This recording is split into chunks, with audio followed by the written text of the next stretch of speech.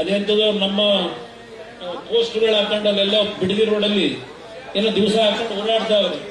ಅದೆಲ್ಲ ಮಾಡ್ಕೊಳ್ಳಿ ಪಾಪ.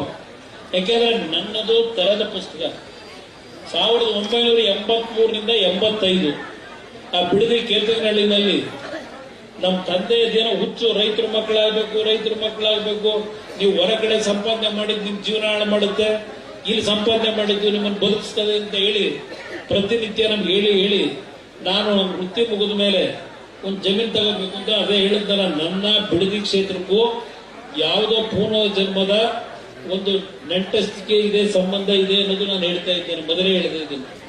ಇಲ್ಲಿ ಕರ್ಕೊಂಬಂತ ನಾನು ಹಾಸನ ಜಿಲ್ಲೆಯಿಂದ ನಾನು ಆಗ ಭೂಮಿ ಖರೀದಿ ಮಾಡಲಿಕ್ಕೆ ಇವತ್ತು ಇಂಟರ್ನ್ಯಾಷನಲ್ ಏರ್ಪೋರ್ಟ್ ಏನಿದೆ ಆ ಭಾಗದಲ್ಲಿ ಚಿಕ್ಕ ಜಾಲವ ಯಾವುದೋ ಇದೆ, ಅಲ್ಲಿ ಒಂದು 25 ಎಕರೆ ತೋರಿಸಿದ್ರು ಕರ್ಕೊಂಡೋಗಿ. ಅಲ್ಲಿ ನೀರು ಬರಲ್ಲ ಅಂದ್ರು. ಅಲ್ಲಿಂದ ನಮ್ಮ ಚಂದ್ರಪ್ಪ ಸರ್ಕಲ್, ಅಲ್ಲಿಂದ ನಮ್ಮ ಇನ್ನೊಂದು ಈ ಮಾಗಡಿಯಿಂದ ಆ ಕಡೆ ಒಂದು ರೋಡ್ ಹೋಗ್ತದೆ, ಯಾವ್ದು ಬರ್ತು ಬಿಟ್ಟ ತಿಪ್ಪಗೊಂಡಳ್ಳಿ ಮುಂದೆ ಒಂದು ರೋಡ್ ಹೋಗ್ತದೆ, ಅಲ್ಲೆಲ್ಲೋ ಕರ್ಕೊಂಡು ಹೋದ್ರು.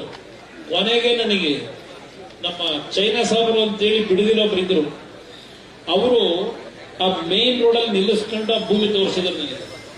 ಈ ಕೇತನಹಳ್ಳಿ ಇವತ್ತೇನು 46 ಎಕರೆ ಲ್ಯಾಂಡ್ 84-85 ಖರೀದಿ ಮಾಡಿದೆ. ಅಲ್ಲೆಲ್ಲ ಮೈಸೂರಿನಲ್ಲಿ ಒಂದು ಚಿತ್ರದ ಹಂಚಿಕೆ ಇಟ್ಕೊಂಡಿದ್ದೆ. ಅದ್ರಲ್ಲಿ ಬರೋ ದುಡ್ಡು ಇಲ್ಲಿ ತರೋದು 10,000-15,000 ಇನ್ವೆಸ್ಟ್ಮೆಂಟ್ ಮಾಡಿ ಭೂಮಿ ಖರೀದಿ ಮಾಡ್ತಾ ಇದ್ದೆ. ಅಲ್ಲಿ ನನಗೆ ಜಾಗ ತೋರಿಸಿದಾಗ ಅಲ್ಲಿ ಭೂಮಿ ಕಾಣಲಿಲ್ಲ, ಅಲ್ಲಿ ಕಲ್ಲಮಂಟಿ ಕಾಣಿಸ್ತು. ನಾನ್ ಜಮೀನ್ ಕೇಳ್ತಿರೋದು ರೈತನಾಗಿ ಬದುಕಲಿಕ್ಕೆ, ನನಗೆ ಕಲ್ಲೊಡೆಯ ಕೆಲ್ಸಕ್ಕಲ್ಲಪ್ಪ ಅಂದೆ ಅವರಿಗೆ. ಆಮೇಲೆ ಅಲ್ಲಿ ರೈಲ್ವೆ ಗೇಟ್ ಬೇರೆ ಇರ್ಲಿಲ್ವಲ್ಲ, ಕಾರ್ ನಿಲ್ಸಿ ಅಲ್ಲಿ ನಡ್ಕೊಂಡು ಹೋದ್ರು. ಅದನ್ನ ನೋಡಿ ಏನೋ ಪುಣ್ಯ, ಅಲ್ಲಿ ಬರಿಯಪ್ಪ ಅಂತೇಳಿ ಹೊರ ಬಿಡ್ತಿದ್ರು. ಕೇಳಿದೆ ಅವ್ರನ್ನ, ಇಲ್ಲ ನಾವಿದ್ರಲ್ಲಿ ಏನು ಸಂಪಾದನೆ ಮಾಡಕ್ಕಾಗ್ತಿಲ್ಲ, ಕೊಡಕ್ ತಯಾರಾಗವ್ರೆ ಇದ್ರು.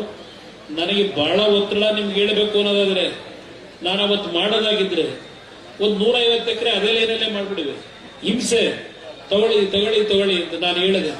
ನೋಡಪ್ಪ, ನನಗೆ ಆ ರೀತಿ ಭೂಮಿಯ ದಾಹ ಇಲ್ಲ, ನಮ್ಮಪ್ಪನ ಒಂದು ಆಸೆ ಏನಿದೆ, ಅದಕ್ಕೋಸ್ಕರ ಒಂದು ಲ್ಯಾಂಡ್ ಉಳಿತಾ ಇದ್ದೆ, ಇಲ್ಲೇನೋ ಕೊಡ್ತೀವಿ ಅಂತೀರಿ, ನನಗೆ ಇಷ್ಟಕ್ಕೆ ಇದಕ್ಕಿಂತ ಬೇಡಪ್ಪ, ಕೈ ಮುಗಿತೀನಿ ಅಂತ ಹೇಳಿ ನಾನೇ ಬೇಡ ಅಂದೆ.